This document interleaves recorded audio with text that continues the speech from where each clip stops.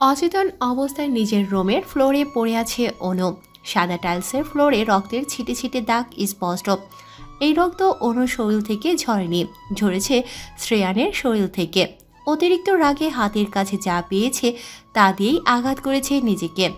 ফলস্বরূপ হাত কেটে রক্ত ঝরেছে তার। ঘরের জিনিসপত্র সব এদিক সেদিক ছড়িয়ে ছিটিয়ে পড়ে আছে। মনে হচ্ছে কিছুক্ষণ আগেই ঘূর্ণিঝড় বয়ে গেছে ঘরটির উপর দিয়ে। শ্রেয়ান অনুর ঠিক পাশেই হাঁটু গেড়ে বসে আছে। অনুর ঠোঁটের কেটে যাওয়া অংশে নিজের হাত স্পর্শ করেছে। অনু পিটপিট নয়ন জোড়া মেলে তাকিয়েছিল মাত্র কেটে যাওয়া ঠোঁটে কারো হাতের স্পর্শ পেতে তীব্র জ্বলনি অনুভব করে। ব্যথায় মৃদু আর্তনাদ করে ওঠে অনু। শ্রেয়ান হাত সরিয়ে নেয় সাথে সাথে। অনু কোনো রকমে উঠে বসে। পাশে ফিরে তাকালে ফ্লোরে পড়ে থাকা রক্তের ছিটে ফোটা দাগ দেখতে পায়। নিজের শরীর ভালোভাবে পর্যবেক্ষণ করে বুঝতে পারে তার কিছুই হয়নি। তাহলে এই রক্ত আসলো কোথা থেকে? অনুর চোখ যায় শ্রেয়ানের দিকে। শ্রেয়ানের মুখে কিছুক্ষণ আগের সেই রাগী ভাবটা এখন আর নেই। তবুও ভয়ে কাঁপছে অনু। এই মানুষটি যে কতটা পাষাণ বুঝতে বাকি নেই তার। ঠোঁটের কোণে বাঁকা হাসি খেলা করছে শ্রেয়ানের। অনু বুঝল না এই হাসির মানে, কিন্তু এই মুহূর্তে শ্রেয়ানকে দেখে খুব ভয় পাচ্ছে অনু। মাথাটা নুইয়ে জড়সড় হয়ে বসে আছে সেখানেই। শ্রেয়ান অনুর কাছে আসে, হাত ধরে দাঁড় করায় অনুকে। অনুও যেন বাধ্য মেয়ের মতো শ্রেয়ানের আদেশ পালন করছে। কিছু বুঝে ওঠার আগেই অনুকে নিজের কোলে তুলে নেয় শ্রেয়ান। গটগট করে হেঁটে চলে যায় নিজের বেডরুমের দিকে। অনুকে বিছানায় রেখে তার ছোট্ট বুকে নিজের মাথাটা রেখে ঘুমিয়ে পড়ে শ্রেয়ান। নিজের দু হাতের সাহায্যে শক্ত করে জড়িয়ে ধরেছে অনুকে। মনে হচ্ছে ছেড়ে দিলেই পালিয়ে যাবে সে। অনু নিজেকে শ্রেয়ানের থেকে ঝাড়ানোর জন্য ছটফট করছে। দেখে শ্রেয়ানের রাগ হচ্ছে খুব। ধমক দিয়ে চুপ করিয়ে দিয়েছে অনুকে। অনু আর কথা বলেনি। এটা সেটা ভাবতে ভাবতে কখন যে ঘুমিয়ে পড়েছে খেয়ালই নেই। ভোরের আলো ফুটতেই ঘুম ভেঙে গেছে অনুর। এলোমেলো হয়ে পড়ে আছে বিছানায়।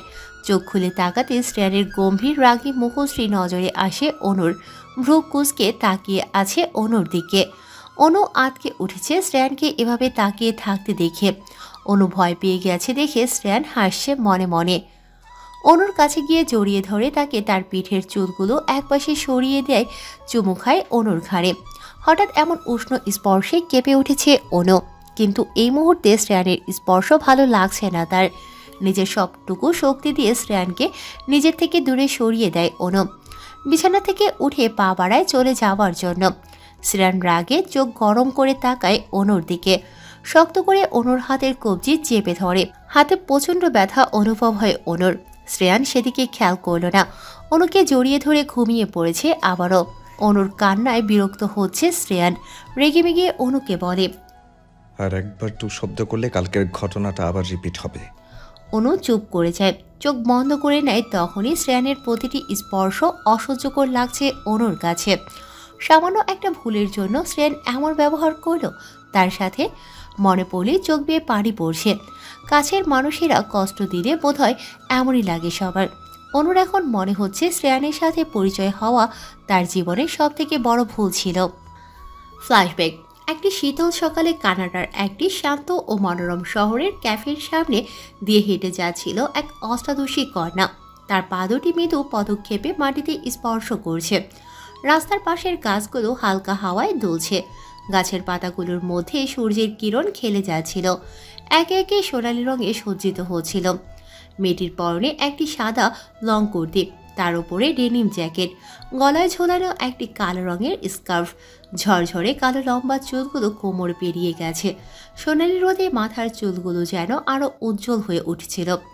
ফুরফুরে মেজাজে মুখে হাসি নিয়ে হেঁটে যাচ্ছে অনু। তার পুরো নাম অনন্যা শিকদার, সবাই অনু বলেই ডাকে। অনুরও এই নামটি শুনতে ভালোই লাগে। কানাডায় তার একমাত্র বান্ধবী হলো রিন্তিহা। রিন্তিহার বলা ঠিকানায় তার সাথে দেখা করতেই যাচ্ছে অনু। হঠাৎ মনে হলো কেউ তাকে ডাকছে। মাথা ঘুরিয়ে পেছনের দিকে তাকায়। হ্যাঁ, ঠিকই বুঝেছিল। রিন্তিহার ভাই রেহান বারবার ডেকে যাচ্ছে অনন্যাকে। এই রেহানের সাথে কথা বলতেও ভয় করে অনুর। অনু ভালো করেই জানে রেহান তাকে পছন্দ করে। বাংলাদেশ থেকে যখন কানাডায় এসেছিল কোনো পথ না পেয়ে রিন্তিহাদের বাসাতেই উঠেছিল অনন্যা। সে রেহানকে বড় ভাইয়ের নজরে দেখলেও রেহান বারবার তার কথা দিয়ে বোঝায় সে অনন্যাকে পছন্দ করে। রেহানের এমন আচরণের জন্যই অসুবিধে হওয়া সত্ত্বেও হোস্টেলে চলে এসেছিল অনন্যা। রেহান দৌড়াতে দৌড়াতে অনন্যার কাছে আসে। হাঁপাচ্ছে রেহান, হাঁটুতে হাত দিয়ে অনন্যার দিকে তাকায়। তখন থেকে ডেকে যাচ্ছি, শুনছো না কেন? আমি খেয়াল করিনি ভাইয়া। অনুর মুখে ভাইয়া ডাকটা কেন যেন পছন্দ হলো না আদিলের। ইস, কতবার বলেছি আমাকে ভাইয়া ডাকবে না। তুমি আমাকে যেভাবে ভাইয়া বলে ডাকো, রিন্তিকাও ওইভাবে ডাকে না। মাঝে মধ্যে মনে হয় তুমি আমার মেলায় হারিয়ে যাওয়া নিজের বোন। আসলে ভাইয়া হয়েছে কি, দেশে আপনার বয়সে আমার ভাইয়া আছে, তো আপনাকে দেখলে আগে তার কথাই মনে পড়ে, তাই ভাইয়া ডেকে ফেলি। ঠিক আছে, চলো। কোথায় যাব? ওই যে ক্যাফে দেখছো, ওখানে যাব। তুমি না ওই দিন আমাকে ট্রিট দিলে, আজকে আমি ট্রিট দিব। আমার একটা কাজ আছে ভাইয়া, এখন যেতে পারছি না, অন্য দিন ট্রিট দিন। ঠিক আছে, তাহলে তুমি এখানে দাঁড়াই, আমি গিয়ে তোমার ফেভারিট চকলেট আইসক্রিম নিয়ে আসছি। অনুর চোখে কিছু একটা পড়েছে, চোখ লাল হয়ে গেছে, তাকাতেও পারছে না ভালো করে। অনুকে এমন করতে দেখে রেহান চিন্তিত হয়ে পড়েছে, বারবার বলছে তাকে দেখাতে কি হয়েছে। অনু কথা শুনছে না দেখে রেহান নিজেই অনুর কাছে গিয়ে অনুর চোখে কি পড়েছে দেখার চেষ্টা করে। তাদের পাশ দিয়ে এক বিদেশি কাপল যাচ্ছিল। অনু আর রেহানকে এভাবে দেখে যে কারোর মনে হবে তাদের মধ্যে অন্য কিছু চলছে। তারাও হয়তো এটাই বুঝেছে। অনু রেহানকে নিজের থেকে সরিয়ে দেয়, ওই কাপলকে বোঝাতে চায় তাদের মধ্যে কিছুই নেই, কিন্তু কে সরে কার কথা। তারা হাসে অনুকে এমন করতে দেখে। বাচ্চা ছেলে মেয়ে লজ্জা পাচ্ছে, হয়তো এটাই ভাবে। অনুর তাদের কথা ভালো না লাগলেও রেহানের খুব ভালো লেগেছে। অনু রেহানকে বলতে যাচ্ছিল সে আইসক্রিম খাবে না, এখনই চলে যাবে এখান থেকে, কিন্তু অনু কিছু বলার আগেই রেহান আইসক্রিম আনতে চলে যায়। রেহানের এমন আচরণে বরাবরই বিরক্ত হয় অনু। এখন না বলে যাবেই বা কি করে? বিরক্তিতে অন্যদিকে তাকায় অনু, চোখ যায় গাড়িতে বসে থাকা শ্রেয়ানের দিকে। অনু বিড়বিড় করে বলে, এখানে কি করছেন? শ্রেয়ানের চেহারা রাগ স্পষ্ট, রক্ত চক্ষু নিয়ে তাকিয়ে আছে অনন্যার দিকে। শ্রেয়ানকে এভাবে তাকিয়ে থাকতে দেখে অনু ভয়ে কাঁপছে, ঠিক এটারই ভয় পাচ্ছিল অনু। শ্রেয়ানকে গাড়ি থেকে নামতে দেখে অনু বিপরীত দিকে হাঁটতে শুরু করে। শ্রেয়ান লম্বা লম্বা পা ফেলে অনুর সামনে গিয়ে দাঁড়ায়। অনু কিছু বলবে তার আগেই শ্রেয়ান তার শক্তপোক্ত হাত দিয়ে অনুর নরম তুলতুলে গালটিতে চর বসিয়ে দেয়। আচমকা এমন হওয়ায় ছিটকে কয়েক হাত দূরে সরে যায় অনু। মাথাটা ঝিমঝিম করছে, কিছুই যেন শুনতে পারছে না। গালে 5 আঙ্গুলের দাগ বসে গেছে অনুর। মাথা তুলে তাকানোর শক্তিটুকুও পাচ্ছে না। অনুকে কিছু বলার সুযোগ না দিয়ে শ্রেয়ান এক প্রকার টেনে হিঁচড়ে গাড়িতে নিয়ে তোলে। অনু কেমন টলছে, চর খেয়ে অজ্ঞান হয়ে যাওয়ার অবস্থা। কিছু বলবে তো দূরের কথা, চোখ মেলে তাকাতেও পারছে না। বারবার চোখের সামনে শ্রেয়ানের রাগী চেহারাটা ভেসে উঠছে। রেহান এদিকে আইসক্রিম নিয়ে এসেছিল, এদিক ওদিক তাকিয়ে ভালো করে দেখে অনু কোথাও নেই। রেহান বুঝতে পারছে না এইটুকু সময়ের মধ্যে অনু গেল কোথায়। টরন্টোর এক শান্ত এবং নির্জন এলাকায় অবস্থিত একটি আধুনিক ফ্ল্যাট। ফ্ল্যাটটির সামনে দাঁড়িয়ে আছে একটি কালো রঙের মার্সিডিজ কার। ড্রাইভিং সিটে বসে আছে শ্রেয়ান, তার পাশের সিটে বসে আছে অনু। এত জোরে থাপ্পড় খেয়ে তার অজ্ঞান হয়ে যাওয়ার অবস্থা। অনুর মাথা ঘুরছে, মনে হচ্ছে গাড়িটা উল্টে যাচ্ছে, সাথে সে নিজেও। ভয়ে শ্রেয়ানের হাত চেপে ধরে শক্ত করে। শ্রেয়ান রক্ত লাল চোখে অনুর দিকে তাকায়। অনু পিটপিট করে তাকানোর চেষ্টা করছে শ্রেয়ানের দিকে। বাতাসে অনুর সিল্কি চুলগুলো উড়িয়ে সে বারবার চোখে মুখে পড়ছে। অনু মায়াবী মুখশ্রী দেখে শ্রেয়ানের রাগ কিছুটা কমেছে। অনুর দিকে অপলক দৃষ্টিতে তাকিয়ে আছে শ্রেয়ান। হাতের সাহায্যে অনুর চোখে মুখে এসে পড়া চুলগুলো সরিয়ে দেয়। অনুর গোলাপ রাঙা ঠোঁটগুলো খুব করে টানছে শ্রেয়ানকে। কিছু না ভেবেই অনুর অধরে অধর ছুঁয়ে দেয় শ্রেয়ান। মনে পড়তে থাকে একটু আগের ঘটনা। রেহান অনুকে ছুঁয়েছে, অনুর ঠোঁটে চুমু খেয়েছে। রেহান কেন অনুর কাছে আসবে? অনুর পা থেকে মাথা পর্যন্ত সব কিছুতেই শ্রেয়ানের অধিকার, অন্য কেউ কেন ছোবে?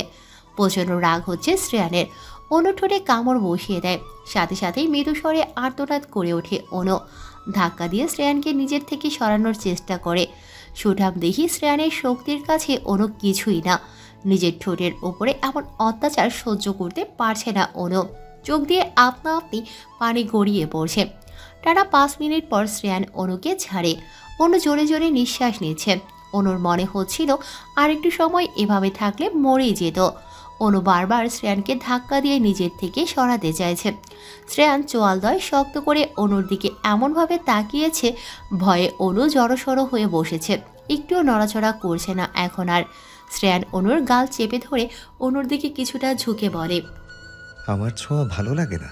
পাবলিক প্লেসে দাঁড়িয়ে রেহানকে কিস করতে খুব ভালো লাগছিল, তাই না?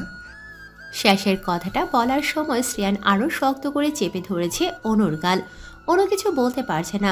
একে তো গালে থাপ্পড় মেরেছে, তার ওপর আবার এভাবে চেপে ধরেছে। ব্যথায় চোখ দিয়ে ধর ধর করে পানি পড়ছে অনুর। শ্রেয়ান অনুকে ছেড়ে দেয়, যেভাবে টেনে হিঁচড়ে নিয়ে এসেছিল সেভাবেই টানতে টানতে রুমে নিয়ে যায়। শ্রেয়ানের এমন আচরণে অভ্যস্ত অনু, কিন্তু আজকে খুব বাড়াবাড়ি করছে। অনু সহ্যের সীমা পেরিয়ে গেছে। শ্রেয়ান অনুর কাছে যেতে চাইলে অনু বিরক্তিতে তাকে দূরে সরিয়ে দিতে চায়। শ্রেয়ানকে সরাতে ব্যর্থ হওয়ায় নিজেই পালাতে চাইছিল, কিন্তু শ্রেয়ান শক্ত করে ধরে রেখেছে অনুকে। শ্রেয়ানের এমন অসভ্যের মতো আচরণ অনুর এবার অসহ্য লাগছে। কিভাবে বাঁচাবে নিজেকে বুঝতে পারছে না অনু। ছাড়ুন আমাকে, লাগছে খুব। লাগুক, লাগার জন্যই ধরেছি। আপনার মতো অসভ্য খারাপ লোক আমি আর একটাও দেখিনি। আমার সাথে এক বাসায় থেকেও বিয়ের 1 মাস হয়ে গেল, তুমি এখনো ভার্জিন আছো। আমি কিছুই করিনি, কিন্তু তবুও তুমি খারাপ বলছো আমাকে। আমি কতটা খারাপ দেখাবো তোমাকে। শ্রেয়ান এগিয়ে আসে অনুর দিকে। কি যেন ভেবে অনু হঠাৎ বলে উঠল, আমি আপনার সাথে থাকতে চাই না। আমাকে আপনি ভালোবাসেন না, তাহলে কেন ডিভোর্স দিচ্ছেন না? আমাকে মুক্তি দিন প্লিজ। এখানে থাকলে আমি মরে যাব। ডিভোর্সের কথা শুনে মাথায় দপদপ করে আগুন জ্বলে উঠল শ্রেয়ানের। রাগে কটমট করে তাকায় অনুর দিকে। এত বড় সাহস অনুর, ডিভোর্স পর্যন্ত ভেবে ফেলেছে। শ্রেয়ান মরে গেলেও অনুকে ছাড়বে না। অনুকে শাস্তি পেতে হবে। আমাকে ছেড়ে যাওয়ার কথা মাথায় আনলো কিভাবে অনু? রাগে ঘরে জিনিসপত্র সব ভাঙচুর করছে শ্রেয়ান। অনুর মনে হচ্ছে ভুল করে ফেলেছে, এখন এটা বলা ঠিক হয়নি। শ্রেয়ান যদি এবার অনুকে মেরে ঠেলে ফেলে, এই অচেনা জায়গায় কেউ খুঁজে নিতেও আসবে না। ভয়ে অনুর হাত পা ঠান্ডা হয়ে গেছে। শ্রেয়ান এসে অনুর হাতের কবজিতে এমনভাবে ধরেছে মনে হচ্ছিল 5 আঙ্গুলের নখ হাতের মাংসের ভেতরে ঢুকে গেছে। শ্রেয়ান অনুর দিকে রক্ত লাল চোখে তাকিয়ে বলে, মরে গেলেও তোমার আমার সাথেই থাকতে হবে। আমাকে ডিভোর্স দিয়ে তুমি রেহানের কাছে যাবে, রেহানকে বিয়ে করবে, এত দূর ভেবে ফেলেছো তুমি? হ্যাঁ, আমি রেহানকেই বিয়ে করব। আর যাই হোক, রেহান কথায় কথায় আমার গায়ে হাত তুলবে না। অনুর কথাটা বলতে দেরি হয়েছে, গালে শ্রেয়ানের থাপ্পড় পড়তে দেরি হয়নি। অনুর কথা শুনে শ্রেয়ানের মাথায় দাউ দাউ করে আগুন জ্বলছে। অনুর সাহস দেখে অবাক হচ্ছে শ্রেয়ান। যে অনু শ্রেয়ানকে দেখলে কাঁপতে শুরু করে, সে এত বড় বড় কথা বলছে, তাকে ছেড়ে যাওয়ার কথা ভাবছে। আর কতটা ভালোবাসা দিলে কিভাবে বোঝালে অনু বুঝতে পারবে শ্রেয়ান অনুকে নিজের করে চায়, নিজের থেকেও বেশি ভালোবাসে। শ্রেয়ানের মাথায় একটা কথাই ঘুরছে, সে অনুকে নিজের করে নেবে। অনু শুধুই তার, অনুকে দ্বিতীয় কেউ ছোবেও না। অনু এদিকে শ্রেয়ানের থেকে ছোটার চেষ্টা করছে, বারবার বলছে তাকে ডিভোর্স দিয়ে দিতে। সে আর শ্রেয়ানের সাথে থাকতে চায় না। শ্রেয়ান রাগে চোখে তাকায় অনুর দিকে, ধাক্কা দিয়ে অনুকে বিছানায় ফেলে দেয়। পরপর 2 বার শ্রেয়ানের শক্তপোক্ত হাতের থাপ্পড় খেয়ে অনুর মাথাটা আবারও ঝিমঝিম করছে। নিভু নিভু চোখে দেখতে পায় শ্রেয়ান নিজের গায়ের শার্টটা একটানে খুলে মেঝেতে ফেলেছে। একটু একটু করে এগিয়ে আসে অনুর দিকে। শ্রেয়ান কি করতে চাইছে বুঝতে পেরে অনু দপ করে উঠে বসেছে। চলে যেতে নিলেই শ্রেয়ান আটকে নেয় অনুকে। অনু খুব রেগে গেছে, ইচ্ছে করছে শ্রেয়ানকে আঘাত করে সব রাগ দূর করে দিতে। দস্তাদস্তির এক পর্যায়ে টাল সামলাতে না পেরে অনু মেঝেতে পড়ে যায়, আঘাত লাগে মাথায়। মাথা তুলে তাকানোর মতো শক্তি পাচ্ছে না আর, জ্ঞান হারিয়ে পড়ে গেছে সেখানেই। বর্তমান শ্রেয়ান একটা বারে বসে আছে, একের পর এক অ্যালকোহলের বোতল খালি করছে। শ্রেয়ানের সামনে তার 2 বেস্ট ফ্রেন্ড মিহা আর রাতুল বসে আছে। শ্রেয়ানই ডেকে এনেছে তাদের, তবে এখনো একটাও কথা বলেনি, মনোযোগ দিয়ে ড্রিঙ্ক করে যাচ্ছে। মিহা আর রাতুল মনোযোগ দিয়ে এটা দেখে যাচ্ছে। শ্রেয়ানের এমন অবস্থা দেখে তাদের বুঝতে বাকি নেই অনুর সাথে ঝামেলা হয়েছে, তাই পাগলের মতো ড্রিঙ্ক করছে। অনুকে শ্রেয়ান নিজের থেকেও বেশি ভালোবাসে। শ্রেয়ান না বলেও মিহা আর রাতুল ভালো করেই জানে কথাটা। তারা বুঝতে পারে না শ্রেয়ানকে এত ভালোবাসে, তাহলে কষ্ট দেয় কেন? রাতুল অনুর ব্যাপারে ভয়ে কোনো কথা বলে না। কিছু বললেই শ্রেয়ান এমন রিয়াক্ট করে মনে হয় কেটে পিস পিস করে ফ্রিজে রেখে দেবে, তারপর তেল মশলা লাগিয়ে রান্না করে খাবে। শ্রেয়ান গ্লাসে করে ড্রিঙ্ক করতে করতে এখন পুরো অ্যালকোহলের বোতলটাই হাতে নিয়েছে। মুখের সামনে নিয়ে ধরতেই মিহা বোতলটা কেড়ে আনে। শ্রেয়ান রাগে ভ্রুজোড়া কুঁচকে তাকিয়েছে মিহার দিকে। মিহা এটা খেয়াল করলো না। আপাতত শ্রেয়ানকে ঠিকঠাকভাবে বাসায় পৌঁছে দিতে হবে। পাগল হয়েছিস তুই? আর কত ড্রিঙ্কস করবি? কথা বলবি না আমাকে, বোতলটা দে। এই রাতুল, ওয়েটারকে ডাকতো। এই রাতুল, ওর কথা শুনবি না তুই। শ্রেয়ান, তোর কি হয়েছে আমাকে বলতো। কিছুই হয়নি, শ্রেয়ান মাহতাব চৌধুরী, কিচ্ছু হয় না। শ্রেয়ান হাসে, সাথে রাতুলও হাসে। মিহা ভ্রু কুঁচকে তাকায় রাতুলের দিকে। শ্রেয়ান মদ খেয়ে মাতলামো করছে। তোকে কোন ভূতে পেয়েছে? পাগলের মতো হাসছিস কেন? আমি হাসলে তোর পাগল হয়েছে মনে হয় কেন? রাগি বদমাচাচি শ্রেয়ান, বউয়ের দুঃখে দেবদাস হয়েছে, এটা দেখে আমার হাসি পাচ্ছে খুব। শ্রেয়ান হুঁশে ফেরো, তারপর আমি বলছি সবটা, তখন দেখবো তোর হাসি কোথায় যায়। মিহার কথা শোনা মাত্রই রাতুলের মুখের হাসি মিলিয়ে গিয়েছে। বলিস না, আর এমন করবো না। শ্রেয়ান আমাকে মাথায় তুলে আছাড় মারবে। ঠিক আছে, বলবো না। ওকে ধর, ড্রাইভ করে যেতে পারবে না, আমাদেরকে দিয়ে আসতে হবে। গাড়িতে বসে আছে শ্রেয়ান, মিহা ড্রাইভ করছে। শ্রেয়ানের পাশে বসে আছে রাতুল। শ্রেয়ান বিড়বিড় করে কি যেন বলছে, কথা অস্পষ্ট হওয়ায় কিছুই বুঝতে পারছে না রাতুল আর মিহা। রাতুল হঠাৎ মিহাকে উদ্দেশ্য করে বলে ওঠে, শ্রেয়ান আমাদের কেন ডেকেছিল রে? মিহা, অনুর সাথে নিশ্চয় ঝামেলা হয়েছে, তুই কিছু জানিস? তুই যেখানে আমিও সেখানে, আমি জানবো কি করে হাম্মা? মিহার মনেও একই প্রশ্ন, অনুর সাথে কি শ্রেয়ানের কি অনুর সাথে ঝামেলা হয়েছে? শ্রেয়ান যা একরোখা স্বভাবের, ঝামেলা হতে কারণ লাগবে না। যার সাথেই ঝগড়া ঝামেলা হোক না কেন, সব রাগ ঝাড়বে অনুর উপরে। মিহা গাড়ি থামায়, ঘুরে তাকায় শ্রেয়ানের দিকে, কৌতূহল দিয়ে জিজ্ঞেস করে, তোর সাথে কি অনুর ঝগড়া হয়েছে শ্রেয়ান? আমি অনুকে কষ্ট দিয়েছি মিহা, তোরা আমাকে একা ছেড়ে দে। আমি অ্যাক্সিডেন্ট করে মরে গেলে অনু শান্তি থাকবে, অনু শান্তিতে থাকবে। আমি থাকলে অনুকে শান্তিতে বাঁচতে দিব না। রাতুল হাঁ করে তাকিয়ে আছে শ্রেয়ানের দিকে। শ্রেয়ান এত নরম স্বরে কথা বলছে, এটাও কি সম্ভব? কিভাবে সম্ভব? রাতুল কি স্বপ্ন দেখছে? রাতুল মিহার দিকে তাকিয়ে বলে, এ মিহা, আমি একটা চিমটে কাটতো, আমি কি স্বপ্ন দেখছি নাকি নাকি সত্যি দেখছি? মিহা বিরক্ত হয়। কাজের কথা বললে মাঝখানে এই রাতুলটাকে কথা বলতেই হবে সব সময়। তুই চুপ করবি কিছু সময়ের জন্য? সব সময় ভাঙা রেডিওর মতো বাঁচতে থাকিস। হ্যাঁ, সত্যর কোথাকার, আর কথাই বলবো না। মিহা আবারও জিজ্ঞেস করে শ্রেয়ানকে, এই শ্রেয়ান, কি করেছিস তুই অনুর সাথে? ফোর্স করেছি। শ্রেয়ানের সোজা সাপটা জবাব সরিয়ে রাতুল অবাক হয়ে জিজ্ঞেস করে শ্রেয়ানকে। রোম্যান্সের জন্য। শ্রেয়ান মাথা নাড়িয়ে হ্যাঁ সূচক উত্তর দেয়। মিহা আর রাতুল হাঁ করে একে অপরের দিকে তাকিয়ে আছে। মিহা জানে অনু কেমন, খারাপ কিছু হয়ে গেলে চলে যেতে দুবারও ভাববে না। তুই কি অনুর সাথে খারাপ কিছু করেছিস? মিহার প্রশ্নে শ্রেয়ান আবারও মাথা নাড়িয়ে হ্যাঁ সূচক উত্তর দেয়। রাতুল এটা শুনে নিজের মুখে হাত চেপে ধরেছে। মিহা চোখ গরম করে তাকিয়েছে রাতুলের দিকে। বউয়ের সাথে রোমান্স করেছে, এতে এত অবাক হওয়ার কি আছে বুঝতে পারছে না মিহা। ফোর্স করতে গেলে কেন ভাই? বউ তো তোরই, এমনিতেই পাবে। আমার বউ, আমি যা ইচ্ছে করব। তোর মুখে আমার অনুর নামটাও নিবি না, মেরে সাগরে ভাসিয়ে দিব বলে দিলাম। রাতুল তওবা করছিল অনুর নাম মুখে নেবে না, আবারও ভুল করেছে। এই শ্রেয়ান এক নম্বরের একটা খচ্চর মাতাল অবস্থায়ও কেমন থ্রেট দিচ্ছে। অনু তো বাসায় একা আছে, যদি এই সুযোগে তোর উপর রাগ করে বাংলাদেশে চলে যায়। রাতুলের কথা কানে পৌঁছাতেই শ্রেয়ান লাফ দিয়ে উঠেছে। এটা তো ভেবে দেখেনি ফোন আইপ্যাডটা কিছুই সাথে নেই, না হলে দেখতে পারতো অনু কি করছে। এখন যদি ঠিকঠাক থাকতো রাতুলের এমন কথার জন্য কেলানি দিত ভালো করে। মিহাকে তাড়াতাড়ি গাড়ি স্টার্ট দিতে বলে আবারও গাড়ির সিটে মাথাটা এলিয়ে দেয় শ্রেয়ান। সত্যি যদি অনু শ্রেয়ানকে ছেড়ে চলে যায়, অনুকে না পাওয়ার যন্ত্রণায় শ্রেয়ান একটু একটু করে মরে যাবে। শ্রেয়ান আর কোনো দূরত্ব চায় না তাদের মাঝে। অনুকে যতটা কষ্ট দেবে তার থেকেও বেশি ভালোবাসা দিয়ে ভরিয়ে দেবে, তবুও দূরে যেতে দেবে না। চোখ খুলে এদিক সেদিক তাকিয়ে বোঝার চেষ্টা করে অনু রুমে সে ছাড়া আর কেউ আছে কিনা। আগেও একবার ঘুম ভেঙেছিল, ওঠার চেষ্টা করেছে, কিভাবে চোখ লেগে গেল নিজেও বুঝতে পারেনি। মনে হচ্ছিল ঘুমের ওষুধ খেয়েছে। অনুর মনে পড়ে শেষবার বেডসাইড টেবিলের উপরে রাখা পানিটা খেয়েছিল। পানিতে কি তাহলে ঘুমের ওষুধ ছিল? তাকে আটকে রাখার জন্য নিশ্চয়ই শ্রেয়ান করেছে এটা। অনুর এখন আরও ঘৃণা হচ্ছে শ্রেয়ানের প্রতি। একটা মানুষ আর কতটা নিচে নামতে পারে বুঝে পায় না অনুর মাথায় এখন একটাই কথা ঘুরছে, তাকে পালাতে হবে। শ্রেয়ানের মতো অসভ্য লোকের সাথে অনু কোনোভাবেই থাকবে না।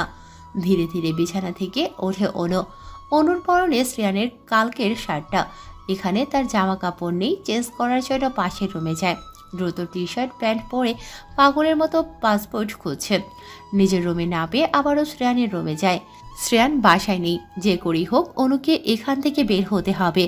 এত সময় ধরে খুঁজে যাচ্ছে কিন্তু কোথাও অনুর পাসপোর্ট নেই। অনু মেঝেতে বসে কান্না করছে। এই নরক থেকে কি কোনোদিনও বেরোতে পারবে না অনু? হঠাৎ মাথায় এলো শ্রেয়ানের পার্সোনাল ড্রয়ারটা দেখবে। এখানে কাউকেই হাত দিতে দেয় না অনু। কয়েকবার দেখার চেষ্টা করেছে কি আছে ড্রয়ারের ভেতরে, প্রতিবারই ব্যর্থ হয়েছে। শ্রেয়ানের বালিশের নিচে চাবি ছিল, অনুকে আর কষ্ট করে খুঁজতে হয়নি। ড্রয়ার খুলতেই অনুর ঠোঁটের কোণে হাসি ফুটে ওঠে। পাসপোর্ট পেয়ে গেছে।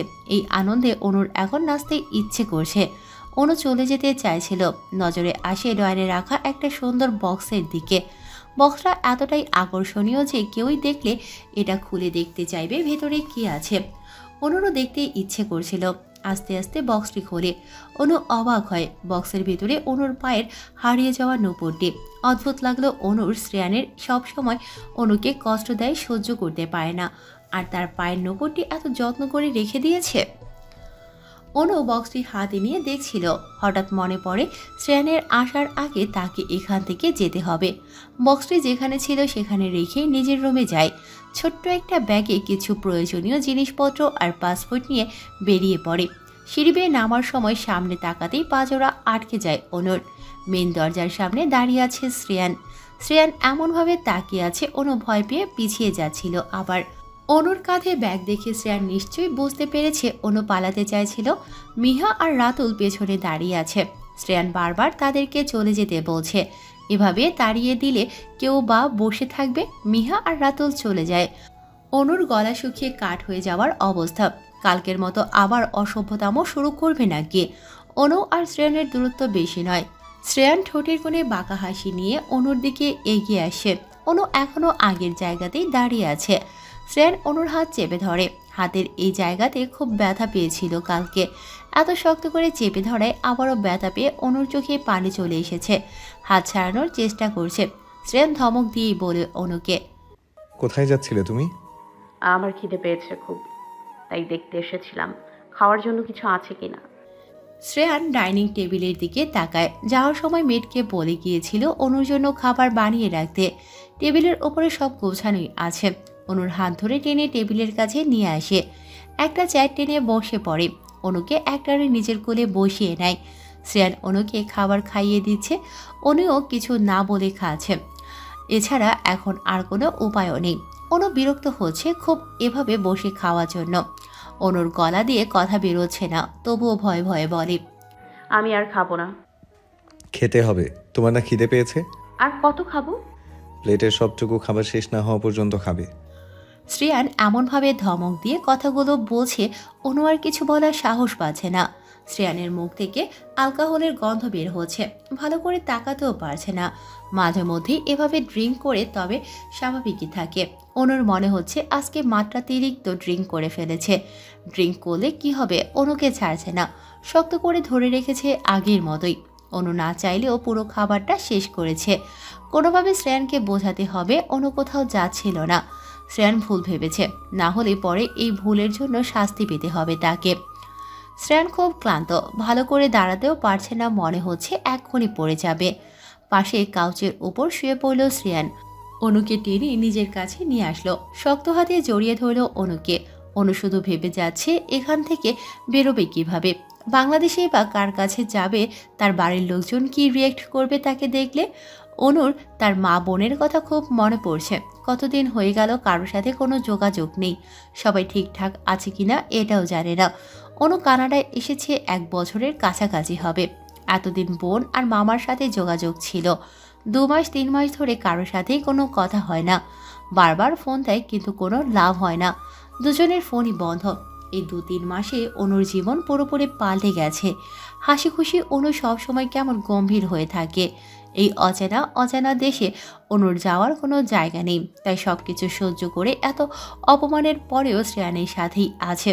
কিন্তু এই অসভ্য নির্দয় লোকটার সাথে অনু আর থাকবে না। যত তাড়াতাড়ি সম্ভব এখান থেকে চলে যেতে হবে।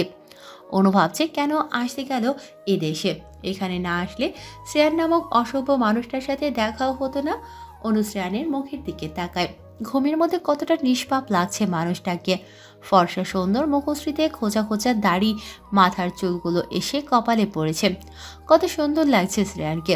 এই অবস্থায় দেখলেও যে কোনো মেয়ে প্রেমে পড়তে বাধ্য হবে। শ্রেয়ান যদি অনুকে ভালোবাসতো, একবার যদি নিজের মুখে বলতো তার সাথে থেকে যেতে, তাহলে অনু শত কষ্ট পাওয়ার পরেও শ্রেয়ানের হাতটা শক্ত করে ধরে রাখত। কিন্তু শ্রেয়ান তো অনুকে ভালোবাসে না। এত মেয়েদের ক্রাশ বয় শ্রেয়ান মাহতাব চৌধুরী, সে কেনই বা অনুর মতো একটা সাধারণ মেয়েকে ভালোবাসবে। অনু যেন ঘোরের মধ্যে আছে। অনুর হাতটা আপনা আপনি শ্রেয়ানের গালের কাছে চলে যায়। ভালোই তো ছিলাম আমি, কেন আসলেন আমার জীবনে? আমার সাজানো গোছানো জীবনটাকে কালবৈশাখী ঝড়ের মতো এসে ওলটপালট করে দিলেন কেন? অনুর কথা শ্রেয়ানের কানে যায়নি। সে গভীরভাবে আচ্ছন্ন।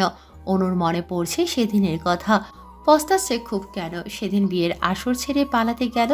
এত কষ্ট করে কাঠখড় পুড়িয়ে এখানে আসলো পড়াশোনা করার জন্য। সে লাভের লাভ কিছুই হলো না। শ্রেয়ানের বুকে মাথা রেখে অনু চোখ বন্ধ করে নেয়, ডুব দেয় অতীতে। অতীত প্রাকৃতিক সৌন্দর্যে ঘেরা এক শান্ত রাস্তায় হেঁটে চলেছে এক অষ্টাদশী কন্যা। চারিপাশে সারিবদ্ধ গাছগুলোর ছায়ায় সূর্যের আলো পড়ছে।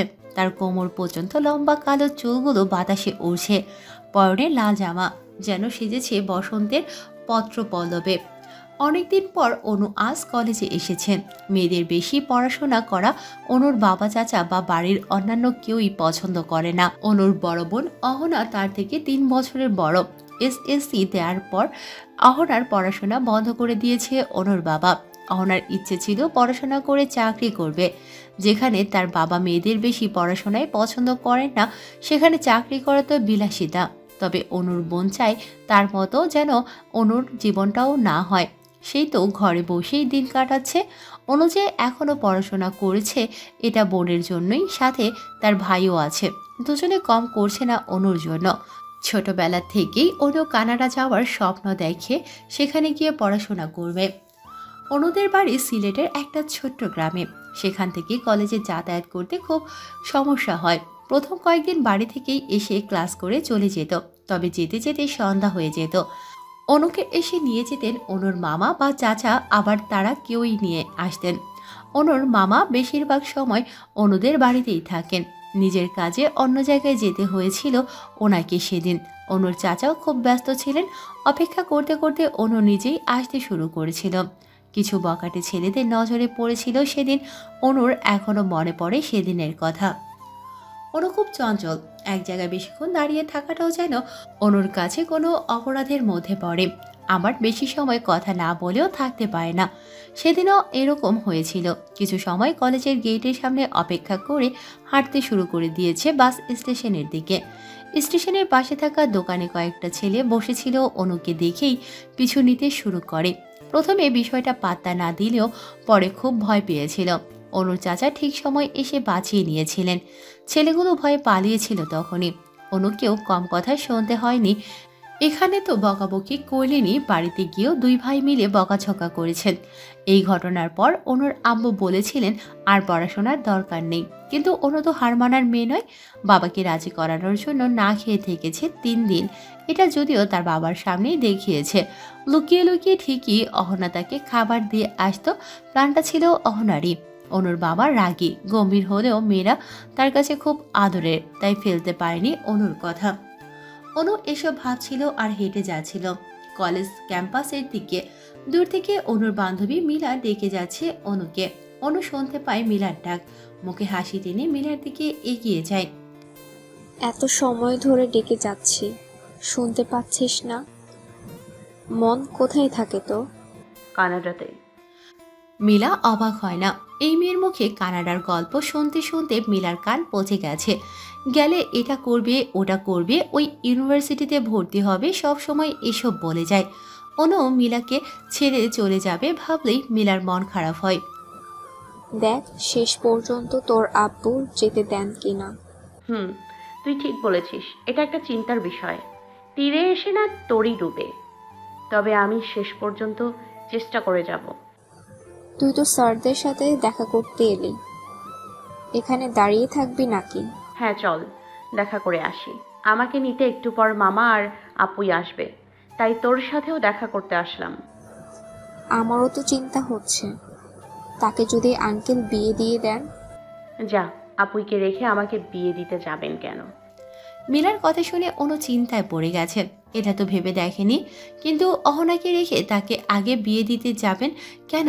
অহনা তো বড়, সব সময় শুনে এসেছে বড় বোনের আগে বিয়ে হয়। মিলার কথা অনু হেসে উড়িয়ে দিয়েছে, তবে মনে মনে চিন্তা হচ্ছে, খুব সত্যিই যদি বাবা তাকে বিয়ে দিয়ে দেয় তাহলে কি করবে? কানাডা গিয়ে তার স্বপ্নের ইউনিভার্সিটিতে পড়াশোনা করার স্বপ্ন কি স্বপ্নই থেকে যাবে? হোস্টেলে এসেই বড় বোন অহনা আর মামাকে দেখতে পায় অনু। দু বোন দৌড়ে গিয়ে একজন অন্যজনকে জড়িয়ে ধরেছে। অনু আর অহনার বয়সের পার্থক্য 3 বছর, তারা বোন কম বন্ধু বেশি। অহনা আছে বলেই অনুর কোনো বেস্ট ফ্রেন্ডের দরকার পড়ে না। অহনার মতো বোন পেয়ে অনু নিজেকে ভাগ্যবতী মনে করে। কেমন আছিস অনু? ভালো আছি আপুই, তুমি কেমন আছো? এত সময় ভালো ছিলাম না। আমার বোনের মিষ্টি চেহারা আর সুন্দর কথা শুনে এখন ভালো হয়ে গেছি। কি যে বলো আপুই, তুমি আমার থেকেও বেশি সুন্দর। অহনা হাসছে অনুর কথা শুনে। অনু সবসময় এমন করে, নিজে এত সুন্দর কিন্তু তার চোখে সবার থেকে সুন্দরী হলো অহনা। দু বোনের কথা বলায় শেষ হচ্ছে না। এদিকে অনুর মামা বারবার তাড়া দিচ্ছেন। মামার সাথে অনু আর অহনার সম্পর্ক বন্ধুর মতোই। তাদের কোনো সমস্যা হলে মামাই সাহায্য করে। যে কথা ভয়ে বাবাকে বলতে পারে না সেটাও মামার সাথেই শেয়ার করে অনু আর অহনা। অনুর পড়াশোনা কবেই বন্ধ হয়ে যেত। অনুর জন্য তার বাবা পাত্র ঠিক করে রেখেছে, কথা ছিল এসএসসির পরেই বিয়ে হবে, শুধু অহনা আর তার মামার জন্য বিয়েটা আটকেছে। অনু যে এখনো পড়াশোনা করছে তার পেছনে অবদান বেশি এই দুইটা মানুষেরই। দুই বোনের কথাবার্তা শেষ হলে এবার চলো, আমাদের তো যেতে হবে, না হলে তোদের হিটলার বাপ আবার আমাকে জেলে পাঠাবে। বলবে সাদিক আমার মেয়েদেরকে তুই খারাপ পথে নিয়ে যাচ্ছিস, যদি কিছু হয়েছে তাহলে তোকে মেরে কুচি কুচি করে আমার কুকুরকে খাও। মামার কথা শুনে অহনা আর অনু খিলখিল করে হাসতে শুরু করেছে। তাদের বাবা আর মামার মধ্যে সম্পর্ক হচ্ছে সাপে নেউলে, কেউ কারো কথা সহ্য করতে পারে না। মামার মুখে এসব কথা নতুন নয়, অনু আর অহনা ছোট থেকেই এসব শুনে আসছে। কতদিন পরে নিজের বাড়িতে ফিরল অনু, তবে এখানে এসে খুব একটা ভালো লাগছে না। এত নিয়ম নিষেধাজ্ঞা ভালো লাগে না অনুর, সে নিজের মতো বাঁচতে চায়। হোস্টেলে থেকে ভালোই লাগছিল, ইচ্ছে হলেই মিলার সাথে দেখা করে গল্প ঝুলে দিত। এখানে এসে মিলাকে খুব মিস করবে অনু। অনু আর অহনা হাত ধরে হাঁটছে, তাদের মামা ব্যাগ হাতে নিয়ে সামনে হাঁটছেন। অহনা যতটা শান্ত আর বুঝদার, অনু ততটাই চঞ্চল। অনু অহনাকে এটা ওটা প্রশ্ন করছে, নিজেই আবার বলছে সে বেশি কথা বলে। অহনা হাসছে বোনের এসব কথা শুনে। অহনা অনুর দিকে তাকিয়ে বলে, তুই বড় হবি কোন দিন অনু? তোমার কি আমাকে ছোট মনে হয় আপুই? তাছাড়া কি, এখনো বাড়িতে আসলে আমাকেই তোকে খাইয়ে দিতে হয়, আবার বলছিস বড় হয়ে গেছিস। এটা তো ভালোবাসা আপুই, তোমার হাতে না খেলে আমার পেট ভরে না। অনু অহনাকে জড়িয়ে ধরে বলে কথাটি। দুবোন গল্প করতে করতে হাঁটছিল, হাসাহাসি করছে একজন অন্যজনের কথা শুনে। অনুদের পাশ দিয়ে হেঁটে যাচ্ছিল সাব্বির। অনু অহনার দিকে তাকিয়ে হাঁটছিল, খেয়াল করেনি সামনে কে আসছে। অসাবধানতায় ধাক্কা লেগে যায় সাব্বিরের সাথে। ধাক্কা লাগায় সাব্বিরের হাতে থাকা কাগজপত্রগুলো মাটিতে পড়ে যায়। অনু মাথায় হাত দিয়ে দাঁড়িয়ে আছে, আবারও ভুল করল। অনু বুঝতে পারে না ঠিকঠাকভাবে হাঁটলে কিভাবে যেন অঘটন ঘটে যায়। যেদিক দিয়ে যাবে কিছু না কিছু ফেলে ভাঙবেই। এই যে বাড়িতে আসলেই এই সাব্বির ভাইয়ের সাথে একবার না একবার ধাক্কা খায়। সাব্বির নিজেই তার কাগজগুলো মাটি থেকে একটা একটা করে তুলে নেয়। তারপর অনু আর অহনার দিকে তাকিয়ে হাসে। সাব্বিরের সবসময় হাসি মুখ করে কথা বলাটা অনুর ভালোই লাগে। কিছু মানুষ থাকে রাগ টাগ নেই একদম, যাই বলবে হেসে উড়িয়ে দেবে। অনুর ধারণা সাব্বির ভাইও তেমন। অনু কিছু বলার আগেই অহনা বলে, আপনি কিছু মনে করবেন না সাব্বির ভাই, অনু আমার সাথে কথা বলে হাঁটছিল তো তাই দেখতে পাইনি। না না, আমি কিছুই মনে করিনি। অনু প্রতিবার আসলে আমাকে একটা করে ধাক্কা দেয়, আমার অভ্যাস হয়ে গিয়েছে। তা তোমরা ভালো আছো তো? ভালো ভালো আছি ভাইয়া, আপনি ভালো আছেন? হ্যাঁ, আমিও ভালো আছি। অনুকে নিয়ে আমাদের বাড়িতে এসো একবার। ঠিক আছে ভাইয়া, যাব। এখন যাচ্ছি তাহলে। পরে দেখা হচ্ছে। সাব্বির আর অনুদের বাড়ির পাশাপাশি, প্রতিবেশী হওয়ায় খুব ভালো সম্পর্ক দুই বাড়ির মানুষের। অনুর আব্বু সাব্বিরকে খুব পছন্দ করেন। ছেলেটার বয়স কম, পড়াশোনায় অনেক ভালো, নিজেদের পারিবারিক ব্যবসা সামলাচ্ছে, আবার নিজেও চাকরি করছে। এই বয়সে এত দায়িত্ব নিতে কাউকেই দেখা যায় না, আর এজন্যই অনুর আব্বু সাব্বিরকে এত পছন্দ করেন। অনুর সাথেও সাব্বিরের সম্পর্ক ভালোই। অনু এসএসসি এক্সামের সময় সাব্বির পড়াশোনায় অনেক সাহায্য করেছে। বাড়িতে আসলে মাঝে মধ্যেই কথা হয় তাদের, তবে অহনা কখনোই কথা বলে না। কথা না বললেও যে সব সময় অনুসরণ করে এটা অনু ভালোই বুঝতে পারে। আবার সাব্বির কিছু বললে লজ্জায় লাল হয়ে যায়। অনু বুঝতে পারে না তার আপু তো লাজুক নয়, তাহলে সাব্বিরকে দেখলে এত লজ্জা পায় কেন। অনুর আম্মু রুমি বেগম গেটের সামনে এসে দাঁড়িয়ে আছেন, অপেক্ষা করছেন মেয়েদের জন্য। অনু দূর থেকেই তার আম্মুকে দেখে দৌড়ে এসে জড়িয়ে ধরেছে। কতদিন পরে মেয়েকে দেখলেন তিনি, মাথায় হাত বুলিয়ে দিলেন। অনুকে নিজের সামনে এনে কপালে চুমু খেলেন, পা থেকে মাথা পর্যন্ত ভালোভাবে পর্যবেক্ষণ করে দেখলেন। অনুর আম্মুর মতে অনু অনেকটা শুকিয়ে গেছে, ভালো করে খাবার খায় না, তাই এমন হয়েছে। এই যে এলো আর যেতে দেবে না, এটাই বলছেন। অনু এসব শুনে অবাক হয় না, প্রতিবার আসলেই অনুর আম্মু এমন কথা বলেন। অনু আর অহনা দুজন গিয়ে তাদের মাকে দুপাশ থেকে জড়িয়ে ধরেছে। রুবি বেগম হাসেন, মেয়েরা তার বড় হলেও এখনো ছোটবেলার স্বভাবটাই রয়ে গেছে। অনু এতদিন পর বাড়ি এসেছে বলে অনুর পছন্দের সব রান্না করেছেন অনুর আম্মু আর চাচি মিলে। অনু খুশি মনে খেয়ে দিয়ে নিজের রুমে চলে গিয়েছে। এতদূর জার্নি করে মাথাটা প্রচণ্ড ব্যথা করছে, এখন ঘুমোতে হবে তাকে। রাত হয়েছে অনেক। অনু যে সেই যে ঘুমিয়েছিল এখনো ওঠেনি, অহনাও আর ডাকেনি। জেগে থাকলে এটা ওটা কত কি বলে মাথা খারাপ করবে। অনুর আব্বু অহনাকে বলে দিয়েছিলেন অনু আসলে যেন ওনার সাথে দেখা করতে বলে। অনু দেখা না করে ঘুমিয়ে পড়েছে। অহনা তাকে বলেনি বলে বকাঝকা শুনতে হয়েছে। এখানেও তাদের মামার দোষ, মামা নাকি তাদের বাদর বানাচ্ছে দিন দিন। অহনার মাঝে মধ্যে খুব খারাপ লাগে, ইচ্ছে করে এই বাড়ি ছেড়ে চলে যেতে। কোনো স্বাধীনতা নেই, নিজের মতো চলাফেরা করা যায় না, এভাবে বাঁচা যায়। আবার ভাবে তাদের বাবা যা করেন হয়তো অহনা আর অনুর ভালোর জন্য ভেবেই করেন।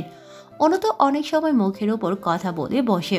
অহনা বোঝে বোনের রাগ হওয়ার কারণ, তবুও বুঝিয়ে যায় সব সময়।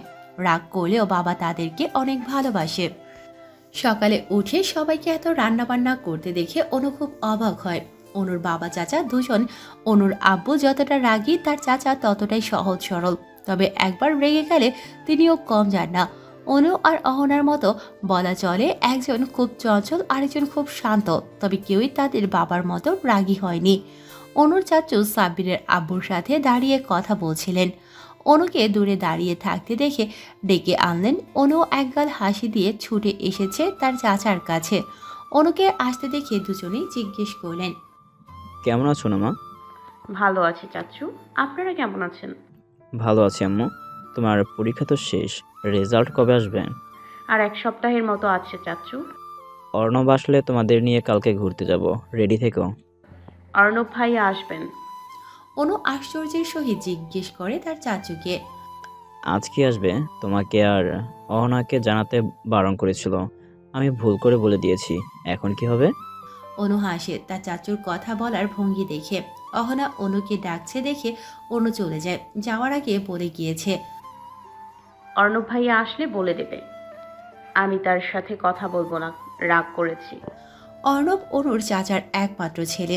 এই বাড়িতে অনুই সবার ছোট, তাই সবাই অনুকে একটু বেশি আদর করে। চাচাতো ভাই বোন হলেও অনু আর অহনাকে অর্ণব নিজের বোনদের মতোই আদর করে।